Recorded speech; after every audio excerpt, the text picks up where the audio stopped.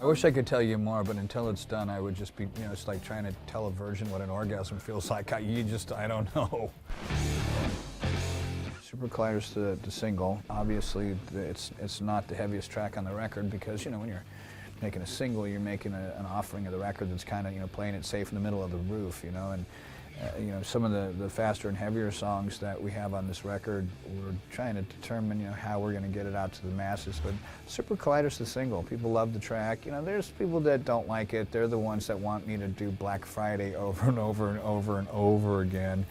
But, you know, I mean, come on. And we all grow up. We all write new songs.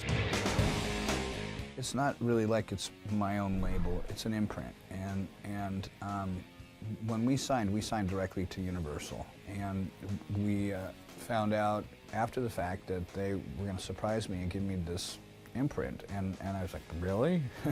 You know, it's like, how often does somebody come up to you and say, here's something wonderful for nothing?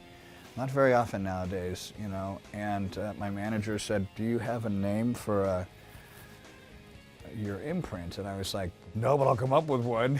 You know, so, and I had just seen a movie and they had said the word Tradecraft in it, and I thought that's pretty neat. Let's look it up and see what it says, and it's, you know, pretty clandestine, espionage kind of related stuff, and, you know, I just thought, great. Now, I'm just hoping something terrible doesn't happen and somebody start using that word associated with it, you know. The staff from Universal has been so great with us. We went to go play the record for them when it was done. And just to give you a comparison, when I went to go play it for Roadrunner several years ago, I remember there was probably 6 people in the room listening to the new record. When I played Super Collider for Universal, there was, I think, 25, 26 people there listening to the whole record from beginning to end. And that to me shows you the belief. And with this label so far, the momentum we brought here, you know, was about as fast as we could pedal. And it was almost like we were scooped up and somebody hit hyperspeed, because we're right back where we want to be right now. And I got to tell you, man, self-propulsion sucks.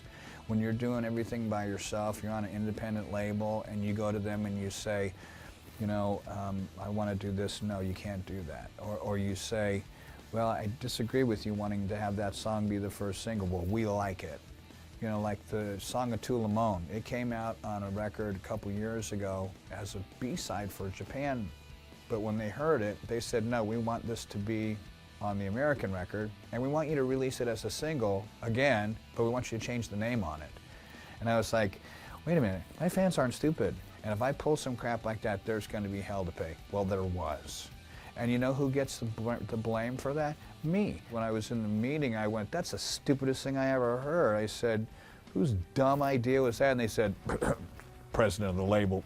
And I was like, great. So that's why the song's called Set Me Free on that record. It's actually a tu limon. And you know, people don't see this kind of stuff, but this is the bullying that takes place in the music industry. And since we've been with Universal, it has been orgasmic. Well, the final straw with me leaving Capitol had nothing to even do with music. The guy came into the studio. He'd already pissed me off bad enough in the studio. I was already thinking, you know what, this is going to be a long stretch with this guy here, and I'm looking forward to him getting fired. But then he said something about my clothes. And I was like, you know what, you need to get out of this studio right now before I go get myself married to some guy in prison because I've killed you with this guitar. You know, and it's like, you know, you want to have an open mind and you want to wish for the best, but I mean, it's just human nature. You go and you take over a company, you want to show what you're made of, you want to do the best that you can, and not everybody is open-minded enough where they'll go into a new marriage and embrace the stepchildren. I think I've matured as a songwriter and learned a little bit more about melody, and learning to collaborate with somebody is really cool. I think that probably the biggest thing to learn is, you know, when you're working on a track, when is it done? You know, it's kind of like the gestation period of a human is totally different from that of an elephant. You know, I mean, you got to know when the bun is done in the oven. You know what I mean?